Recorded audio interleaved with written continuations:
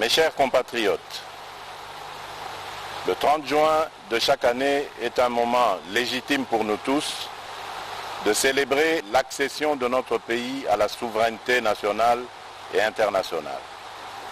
C'est aussi l'occasion de revisiter le chemin que nous avons parcouru ensemble, de prendre la mesure des défis au plan politique, économique et social, afin d'arrêter les voies et moyens d'offrir un meilleur avenir à notre progéniture. Il y a 60 ans, nos pères fondateurs, parmi lesquels Joseph Kasavubu et Patrice Lumumba, sont parvenus à concrétiser la profonde aspiration du peuple congolais à l'émancipation.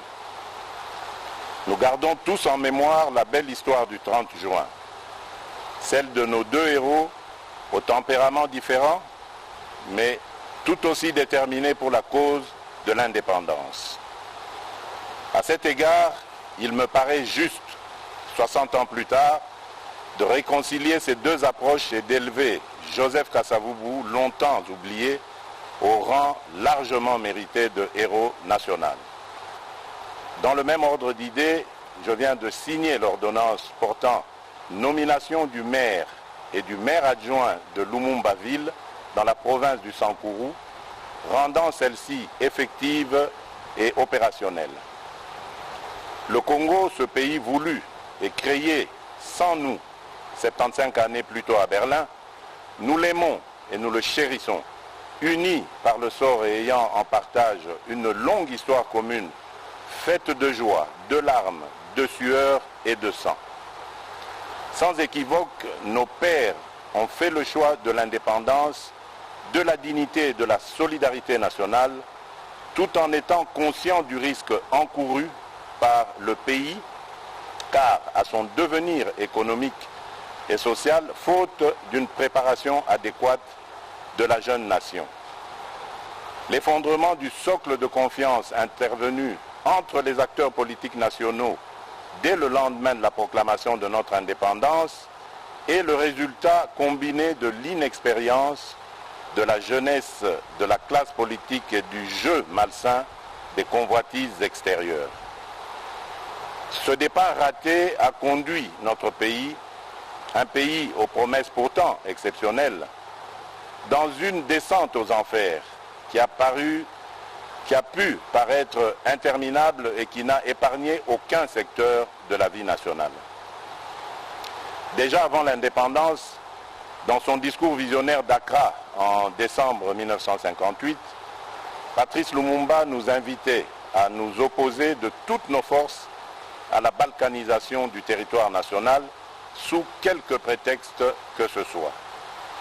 Effectivement, comme un serpent de mer, la menace de la balkanisation aura traversé l'histoire de ces 60 dernières années, la rendant tumultueuse et trouble sous l'instigation de puissances extérieures en complicité avec des enfants du pays et des pays voisins.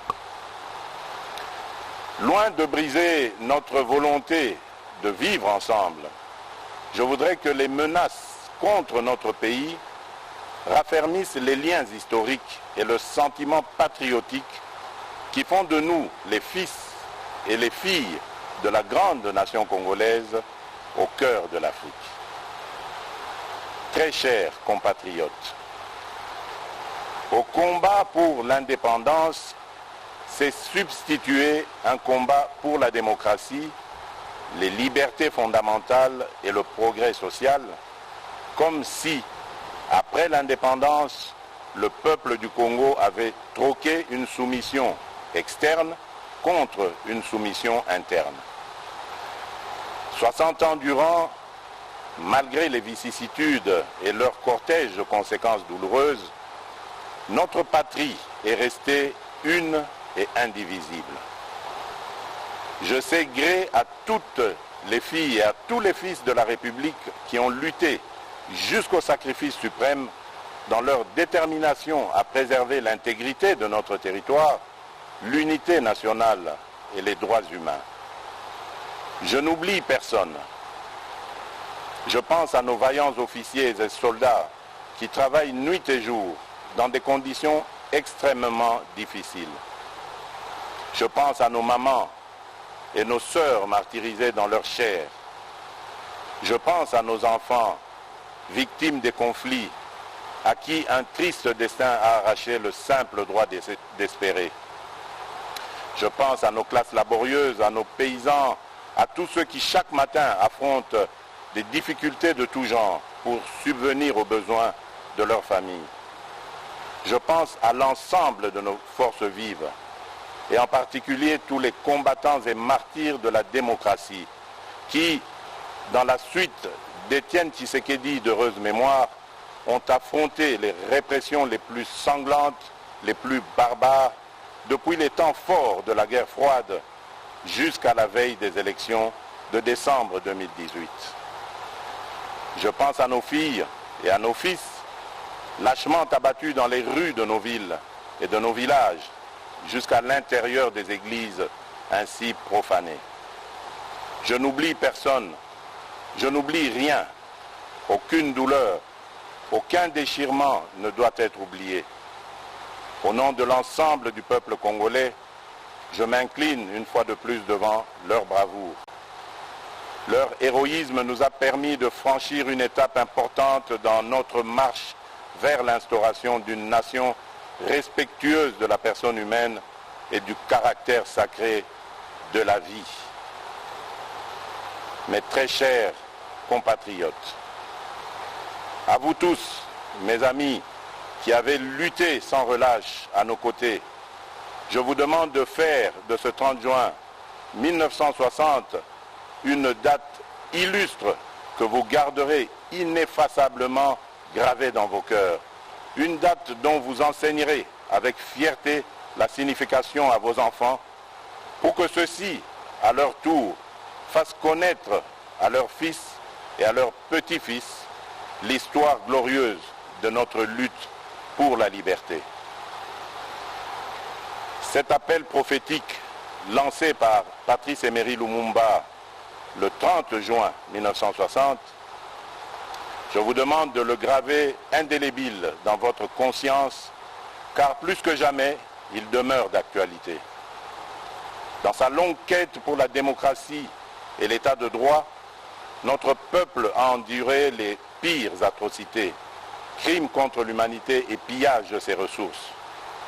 Aujourd'hui, 60 années plus tard, le devenir de la nation est toujours entre les mains d'une classe politique, toutes tendances confondues, qui demeure versatile et qui peine à arracher la nation du cercle vicieux de l'instabilité et de la pauvreté. Jugez vous-même de notre héritage commun 60 ans après. Alors que le revenu moyen par habitant était de 1000 $ américains en 1960, il est estimé à 400 $ américains aujourd'hui, en termes constants. Autrement dit, le Congolais moyen a perdu 60% de sa richesse au cours des 60 dernières années.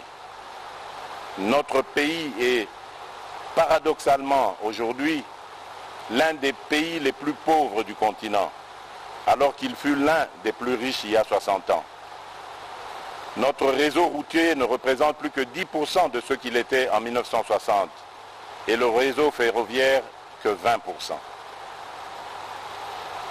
Mes chers compatriotes, au lendemain de mon accession à la magistrature suprême, me conformant à mes obligations constitutionnelles et m'acquittant de mon devoir de redevabilité, j'ai prononcé le 13 décembre 2019 un discours sur l'état de la nation devant les chambres du Parlement réunies en congrès. Devant les honorables députés et sénateurs, j'ai eu l'honneur et la fierté de faire un tour d'horizon complet des principaux secteurs de la vie nationale autour des actions prioritaires de mon quinquennat contenues dans le programme du gouvernement. Il s'agit sur le plan politique du rétablissement de la paix et de l'instauration d'un état de droit. Sur le plan social, il y a notamment la gratuité de l'enseignement, la couverture sanitaire universelle, et les logements sociaux. Sur le plan économique, la priorité a été donnée à l'accès à l'électricité et à l'eau potable, aux infrastructures et à la transformation structurelle de l'économie par sa diversification. Mes chers compatriotes, au moment où nous célébrons le 60e anniversaire de notre indépendance, je note que des pas importants ont été franchis. À l'est du pays, au nord et au sud Kivu, les groupes armés locaux et étrangers ont subi ces derniers mois une forte pression et enregistré de lourdes pertes. Plusieurs combattants issus de leur rang ont été soit capturés, soit démobilisés ou arrêtés, soit rapatriés dans leur pays d'origine. Les ADF sont à ce jour nettement affaiblis et délogés de tous leurs sanctuaires dans le territoire de Béni. L'armée réussit à déjouer plusieurs attaques terroristes de cette force du mal qui, de manière très isolée, mène des attaques ciblées contre les populations civiles. Je salue les efforts de nos officiers et de nos troupes sur le terrain et ma détermination d'en finir reste vive. En Ituri, le FRPI est engagé dans le processus de désarmement, de mobilisation et de réinsertion en cours de mise en œuvre. Ceci après la signature d'un accord de paix avec le gouvernement. Dans l'ensemble, des mesures non militaires sont davantage requises pour une meilleure mobilisation des communautés locales dans la lutte contre les forces négatives. Je réitère mon appel à tous les autres groupes armés afin de déposer les armes et de choisir la voie de la paix, sous peine de s'exposer aux sanctions coercitives de l'armée et à des poursuites judiciaires. Je condamne fermement les massacres des populations par des miliciens en Ituri, au nord et au sud Kivu. Tout en exprimant ma compassion aux familles durement touchées par cette barbarie ignoble, je les assure que ceci ne restera pas impuni. Chers compatriotes, comme je m'y étais engagé, l'établissement d'un état de droit est en marche dans notre pays. Le citoyen congolais a retrouvé la pleine jouissance de ses libertés fondamentales, de manifester, de résider dans son pays, de ne pas être arrêté pour des raisons politiques. La justice recouvre peu à peu son indépendance. Les avancées enregistrées l'ont été au prix de sacrifices extrêmes. Elles ne peuvent être annihilées par des manœuvres d'arrière-garde qui s'observent chez certains de vouloir légiférer pour déposséder le Conseil supérieur de la magistrature du pouvoir judiciaire qu'il détient pourtant par la Constitution. Point n'est besoin de vous rappeler que la justice élève une nation. La justice est pour un état de droit ce que le sang est pour le corps humain. Voilà pourquoi j'estime que les réformes dans ce secteur doivent être dictées non pas par le souci de s'assurer une protection d'une personne ou d'un groupe de personnes, mais plutôt par le souci d'apporter plus d'efficacité et d'efficience au fonctionnement de la justice. En considération de ces éléments, je n'accepterai sous aucun prétexte des réformes dans ce secteur qui, par leur nature et contenu, viendraient porter atteinte à des principes fondamentaux régissant la justice telle que prévue dans notre Constitution, notamment l'indépendance du pouvoir judiciaire, du pouvoir législatif et du pouvoir exécutif, le pouvoir régalien de nomination des magistrats, la gestion du pouvoir judiciaire confiée au Conseil supérieur de la magistrature et bien d'autres. Je m'étais également engagé à rendre l'enseignement de base obligatoire et gratuit pour tous. À ce jour, fréquenter l'école est devenu une réalité pour nos enfants, quelles que soient leurs conditions sociales. En effet, jusqu'à la rentrée de 2019, notre pays était l'un des derniers au monde où l'école primaire était encore payante. Les parents finançaient les 2/3 des coûts de scolarité et 4 millions d'enfants n'étaient pas scolarisés en 2018 parce que les parents devaient choisir entre les nourrir ou les faire étudier. Depuis que nous avons lancé cette grande réforme pour la gratuité, 2,5 millions d'enfants supplémentaires ont pu retrouver le chemin de l'école. Cependant, cet engouement salutaire met en exergue 2 autres importants défis que nous devons relever. Celui des infrastructures d'accueil et celui de la qualité de l'enseignement. Quelles qu'en soient les difficultés, nous sommes sur la bonne voie et nous restons déterminés. Nous pouvons nous réjouir de bénéficier du concours sans précédent de la solidarité internationale pour la prise en charge de cette réforme dont le coût est supérieur à $1 milliard par an. Mais il nous faudra davantage mobiliser nos ressources internes à travers l'impôt pour soutenir à long terme l'éducation de nos enfants. Il s'agit d'une responsabilité collective et prioritaire qui doit interpeller chaque citoyen. J'ai également pris l'engagement de mettre un terme à l'impunité pour donner un sens à la lutte contre la corruption et les antivaleurs, car celles-ci sont à la base de presque tous les maux dans les différents secteurs de la vie nationale. Quelques mois après mon avènement, des ministres du gouvernement central et des ministres provinciaux ont été suspendus de leurs fonctions, déférés devant la justice et condamnés pour des faits de corruption et d'abus d'autorité. Aussi, ai-je à cet égard créé par ordonnance datée du 28 mars dernier une agence de prévention et de lutte contre la corruption, en abrégé APLC, qui a pour mission de prévenir et de lutter contre la corruption qui gangrène le pays en amont de l'action des institutions judiciaires. Sur le plan économique, j'ai fait de l'accès à l'électricité une priorité. Plusieurs projets publics et privés sont en cours de démarrage, notamment une centrale solaire de 1000 MW à Kinshasa et d'autres à l'intérieur du pays.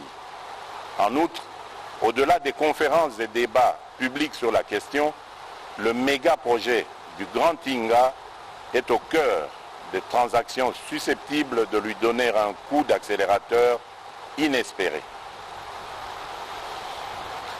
Mes chers compatriotes, le courage, disait Jaurès, c'est d'aller à l'idéal et de comprendre le réel.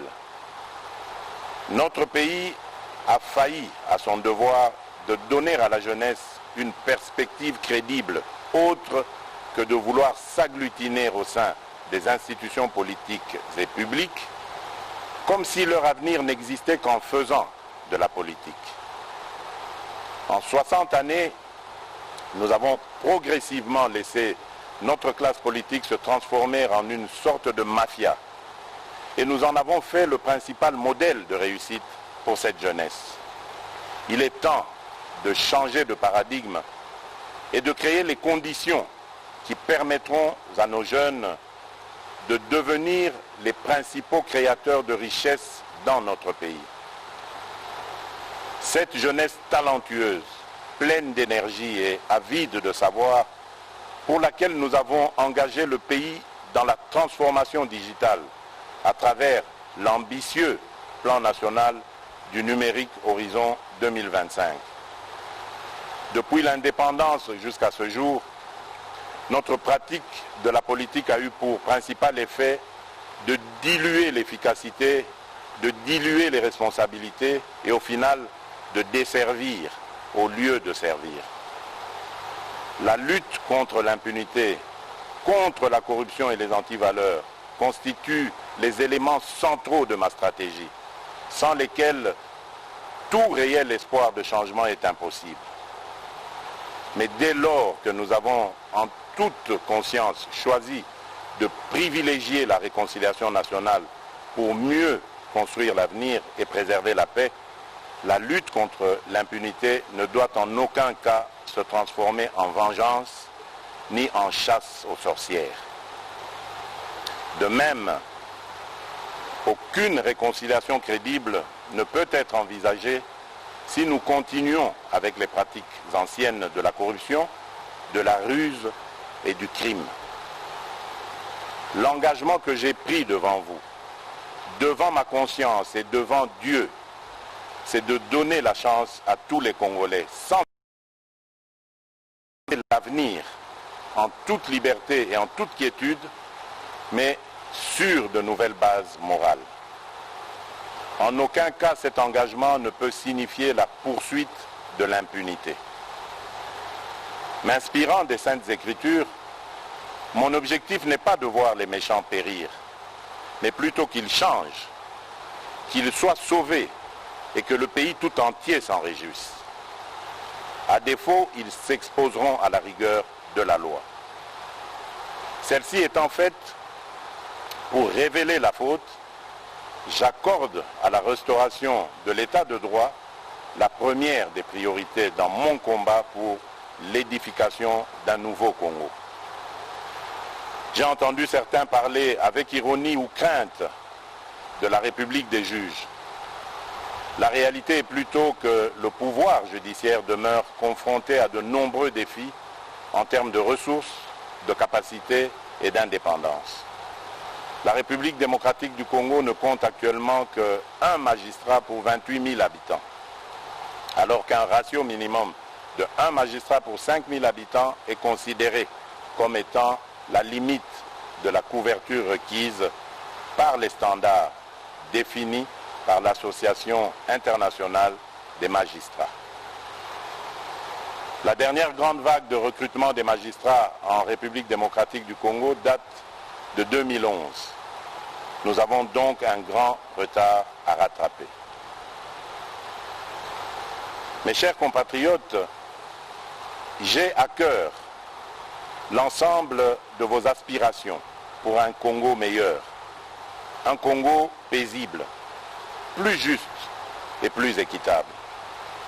Qu'il s'agisse de la réforme en cours de la justice, que je compte poursuivre et approfondir, de l'indispensable rattrapage en matière d'infrastructures de base, de l'accès à la santé, de la pacification intégrale du pays ou de la préservation de l'environnement, le Congo a grandement besoin de ressources et de méthodes pour poursuivre avec succès la mise en œuvre du programme pour lequel vous m'avez élu. Je souhaite que l'expérience douloureuse révélée au cours du procès en rapport avec le programme des 100 jours tourne définitivement la page de la longue série de projets et programmes qui, à travers l'histoire de notre pays, ont donné lieu à d'importants coulages des ressources publiques en toute impunité. Je pense notamment au projet de Bukangalonzo, aux multiples cessions d'actifs miniers, aux projets de construction d'infrastructures routières, aéroportuaires et j'en passe. Le défi du Congo, le défi du peuple congolais, c'est de sortir de la répétition pour s'inventer un destin. À tout prix, nous devons y parvenir et nous allons y arriver. J'appelle le gouvernement de la République à engager des réformes sur l'ensemble de la chaîne de la dépense, afin que nos ressources publiques soient désormais mieux préservées et mieux utilisées. Mes chers compatriotes, alors que nous nous étions engagés à faire de 2020 une année de l'action décisive, la force du destin a fait coïncider cette année du 60e anniversaire avec l'une des crises sanitaires et économiques les plus intenses que notre civilisation ait connues, l'apparition de la Covid-19. Cette crise est également un rappel à l'humilité que nous devons adopter face à l'accélération imprévue du mouvement de l'histoire. La Covid-19 qui affecte aujourd'hui tous les continents et qui frappe indistinctement tous les habitants de la planète représente la plus grave crise sanitaire qu'ait connue le monde depuis la grippe espagnole. Toutes les certitudes idéologiques sur lesquelles est fondé l'ordre économique mondial sont aujourd'hui remises en question. Pour s'adapter à cette nouvelle donne et offrir à ses États membres la possibilité d'investir massivement dans la lutte contre la Covid-19, l'Union européenne ainsi que la Banque centrale européenne ont revu et assoupli de manière exceptionnelle leurs règles et pratiques en matière budgétaire et d'endettement. Lorsque notre pays a été frappé à son tour par cette pandémie de Covid-19, j'ai, dans mes messages des 18 et 24 mars 2020, annoncé les mesures de prévention et de protection contre ce virus, en même temps que j'ai déclaré l'état d'urgence conformément aux dispositions pertinentes des articles 85, 144 et 145 de notre Constitution. La pandémie du coronavirus nous a une fois de plus rappelé à quel point nous étions dépendants de l'extérieur et combien nous pouvions être vulnérables à cause d'un système de santé déficient. Et pour atténuer les impacts immédiats de la Covid-19 dans notre pays, j'ai immédiatement engagé le gouvernement à prendre des mesures pour assurer la prise en charge sanitaire des personnes affectées par la pandémie ainsi que pour garantir la continuité de l'approvisionnement du pays en denrées de première nécessité. L'ensemble de ces dispositions ont permis de réduire très sensiblement le taux de létalité de la pandémie dans notre pays. Celui-ci est passé de 10% de décès dans les premiers jours à moins de 2,5% actuellement. Au niveau économique, la pandémie nous a rappelé l'excessive dépendance du pays vis-à-vis de l'extérieur. Ainsi, quelques grands projets agricoles ont été initiés pour renforcer notre autosuffisance alimentaire. 33 000 hectares à travers le pays ont été affectés aux cultures vivrières et commencent à produire leurs premiers résultats, dont 3 000 tonnes de riz à Kimpese, 4 000 tonnes de paddy à Nkuni. Nous attendons de récolter et transformer bientôt le manioc planté sur 800 hectares à Wangata. Afin de consolider cet élan sur les plans sanitaires et économiques, j'ai lancé le 18 juin 2020 un programme multisectoriel d'urgence dont le coût est estimé à 2,6 milliards de dollars américains. Il va sans dire que dans ce contexte de crise, il est également urgent de procéder à des économies partout où nous pouvons en réaliser, en commençant par les institutions politiques afin de dégager des marges de manœuvre budgétaires supplémentaires pour assurer les dépenses sociales en faveur des catégories les plus fragiles. Mes chers compatriotes, à sa création, en marge de la conférence de Berlin en 1885, notre pays a été baptisé État indépendant du Congo. Loin de pouvoir caractériser la souveraineté des peuples qui y habitaient et qui venaient d'être soumis à un régime de colonisation, cette dénomination a symbolisé la volonté de son propriétaire d'alors, le monarque belge Léopold II, de transformer notre pays naissant en zone de libre-échange économique au profit des puissances occidentales de l'époque. C'est ainsi que notre pays a toujours été un centre d'enjeux planétaires qui le dépasse, au point que c'en est devenu son ADN, la source de ses joies et de ses peines. C'est pourquoi, tirant les leçons de l'histoire, j'ai résolument engagé la République dans la voie de l'ouverture internationale, dans l'unique but de préserver les intérêts supérieurs de mon pays et de mon peuple. C'est dans ce contexte que j'estime nécessaire que notre histoire commune avec la Belgique et son peuple soit racontée à nos enfants en République démocratique du Congo ainsi qu'en Belgique sur la base d'un travail scientifique réalisé par les historiens des deux pays. Mais le plus important pour l'avenir, c'est de bâtir des relations harmonieuses avec la Belgique, parce qu'au-delà des stigmates de l'histoire, les deux peuples ont su construire une relation forte que j'ai pu vivre personnellement lors de mon exil en Belgique, mon autre Congo. C'est ainsi que, n'eût été la pandémie de la Covid-19, j'avais prévu de commémorer les 60 ans de notre indépendance ici à Kinshasa, avec comme invité spécial le roi Philippe de Belgique, qui, tout comme moi, cherche à renforcer les liens entre nos deux pays sans renier notre passé commun, mais dans l'objectif de préparer un avenir radieux et harmonieux au profit de nos deux peuples. J'ai parcouru le monde durant ces 17 derniers mois pour porter mon message, que dis-je, notre message, celui de l'aspiration du peuple congolais à la paix, une paix sincère et durable avec tous, dans le cadre d'une coopération économique fondée sur des intérêts mutuels bien compris. J'ai reçu partout un accueil enthousiaste, parfois au-delà de mes attentes. Et la voix de la République démocratique du Congo dans le concert des nations compte désormais plus qu'avant.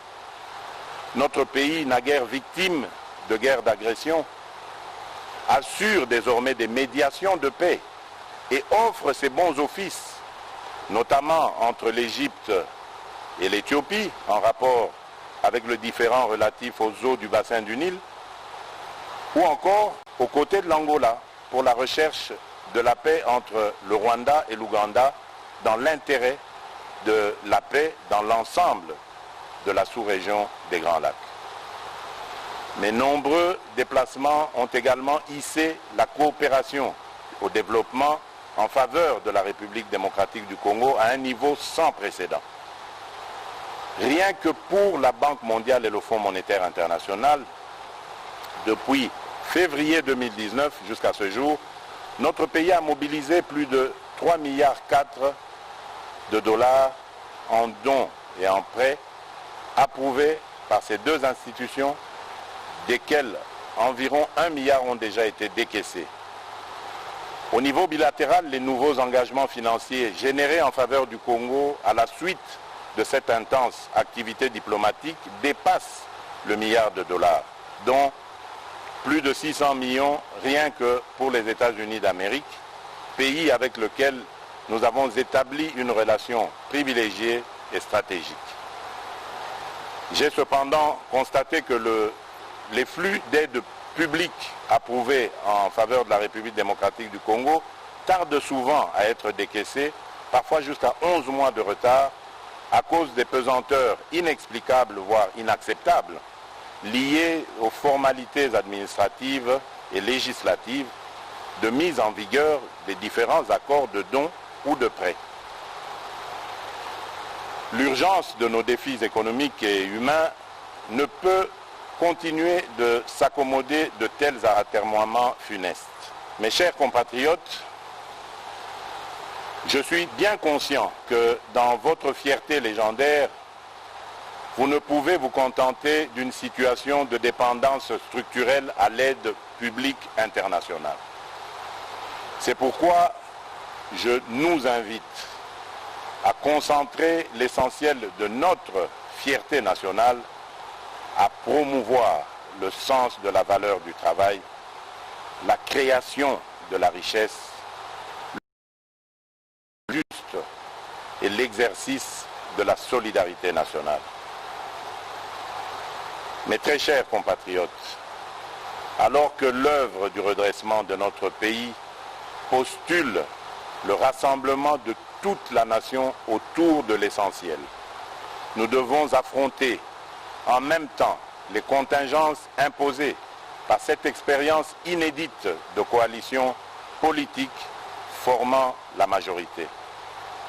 Il est important que cette expérience inédite et sensible, mais que nous voulons salutaire, ne conduise à aggraver les problèmes de notre société en créant ou en renforçant l'hostilité mutuelle et la méfiance. Comme il y a 60 ans, étrange répétition de l'histoire, et un président de la République qui viennent de composantes politiques différentes, jadis en opposition frontale. N'est-ce pas un sort de l'histoire afin que nous réparions le péché originel qui a entraîné notre pays dans une succession de crises? C'est pourquoi, en tant que garant constitutionnel du bon fonctionnement des institutions, je ne ménagerai aucun effort pour m'assurer, via un dialogue interinstitutionnel régulier, qu'aucune crise inutile ne puisse perturber la stabilité du pays, si importante pour son essor. Permettez-moi néanmoins de saisir cette occasion symbolique de commémoration de l'indépendance pour réaffirmer qu'aucune majorité politique ou parlementaire, d'où qu'elle vienne, ne peut outrepasser les principes fondateurs de la République qui sont à la base du pacte social tel que consacré dans la Constitution du 18 février 2006, à savoir un État de droit indépendant, souverain, uni et indivisible, social, démocratique et laïque. Mes chers compatriotes, j'observe souvent la ferveur avec laquelle nombre de mes concitoyens s'indignent lorsqu'il est porté atteinte aux droits et libertés des personnes de couleur sous d'autres cieux, notamment dans les vieilles démocraties. Mais comment comprendre que ces mêmes concitoyens se retrouvent parfois parmi ceux qui attisent le plus le tribalisme et la haine lorsqu'il s'agit de la vie de nos compatriotes? Je combattrai avec la dernière énergie la résurgence de ces fléaux qui pourraient menacer le vouloir vivre collectif si chèrement acquis. Mes très chers compatriotes, qu'est-ce que 60 ans dans la vie de notre nation? Molière nous rappelle à juste titre que 60 ans, c'est la fleur de l'âge, qui nous fait entrer maintenant dans la belle saison. Soyons tous interpellés par les défis majeurs auxquels notre pays est toujours confronté, notamment celui de la maximisation des recettes publiques. Pour assurer la réussite du programme du gouvernement, je n'ai cessé d'exhorter ses membres et mes concitoyens à œuvrer à la restauration de l'état de droit, afin d'accélérer les flux d'investissement privés, qu'ils soient internes ou externes, ainsi que pour maximiser la mobilisation des recettes fiscales, pierre angulaire des ressources publiques. Très chers compatriotes, fonder un État moderne, un État normal, et vaincre la pauvreté décrétée cause nationale constitue toujours la pierre angulaire de ma vision pour notre pays. Sur ce chemin encore parsemé d'embûches et d'obstacles, je ressens toujours au plus profond de moi la force et la détermination de mes compatriotes quand, dans un écho grandissant et permanent, ils ne cessent de me rappeler leur leitmotiv, à savoir le peuple d'abord. Oui, le peuple d'abord est la boussole de notre action et la mesure de notre détermination. C'est vous dire que l'intérêt du peuple congolais constitue et constituera toujours le fil conducteur de toutes les réformes que j'entends voir le gouvernement de la République accomplir tout au long de mon mandat. À 60 ans, on n'a plus d'excuses. À 60 ans, on ne commet plus les mêmes erreurs. À 60 ans, on sort des discours creux et répétitifs et on prêche la sagesse et la droiture par l'exemple. À 60 ans, on pense à l'héritage et aux valeurs à léguer aux générations futures. Il est temps que nos ambitions personnelles viennent en dernier lieu et que les ambitions de notre pays soient notre priorité. Très chers compatriotes, c'est pour vous, avec vous et dans votre intérêt que nous allons réussir le mandat que vous m'avez confié. Bonne fête de l'indépendance à toutes et à tous. Vive la nation congolaise unie et forte. Que Dieu bénisse la République démocratique du Congo. Je vous remercie.